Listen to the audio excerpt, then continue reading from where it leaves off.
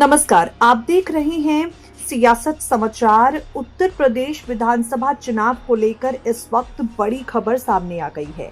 UP सरकार में शामिल सुभासपा और निषाद पार्टी के चीफ आमने सामने आ गए हैं। ये पूरा मामला आजमगढ़ की अतरौलिया विधानसभा सीट से जुड़ा है, जहां सुभासपा चीफ ओपी राजभर पहुंचे। आजमगढ़ पहुंचे ओपी राजभर ने कहा, हमारी पार्टी यहां की सभी 10 सीटों पर चुनाव लड़ेगी। इसे लेकर तैयारी चल रही है। आजमगढ़ किसी का गढ़ नहीं है, यहां सभी जाति धर्म के लोग रहते हैं। आपको बता दें, ओम प्रकाश राजभर जिन 10 सीटों की बात कर रहे हैं उनमें अतरौलिया सीट शामिल है। अतरौलिया सीट से 2022 में निषाद पार्टी ने चुनाव लड़ा था। ओपी राजभर के दावे पर संजय निषाद नाराजगी जाहिर करते हैं। संजय निषाद ने कहा, अभी तो सीटों का बंटवारा भी नहीं हुआ है, ना ही किसी सीट को लेकर किसी की कोई बातचीत हुई है। फिर भी ओम प्रकाश राजभर ने अतरौलिया सीट से चुनाव लड़ने की बात कही, जो ठीक नहीं है। यहां से चुनाव लड़ने की बात कहना पूरी तरह से गैर जिम्मेदाराना है। कैबिनेट मंत्री संजय निषाद ने कहा, अतरौलिया सीट निषाद बिरादरी बाहुल्य सीट है।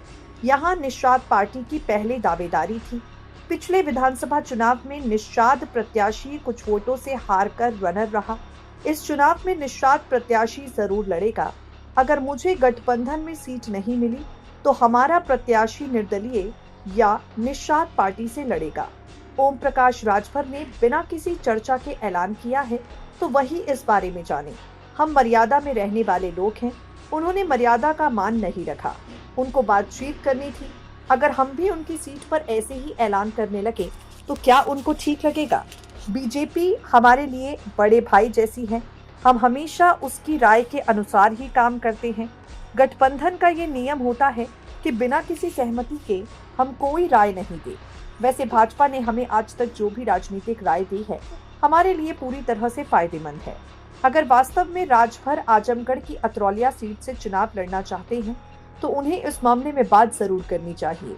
ये भी देखना चाहिए कि यहाँ किस बिरादरी की जनसंख्या ज्यादा है। पूरे प्रदेश में 80 सीटों पर निषाद समाज के मतदाता निर्णायक भूमिका में हैं। ऐसे में बीजेपी हमें जिन सीटों से चुनाव लड़ाएगी, हम वहां से जीत कर दिखाएंगे।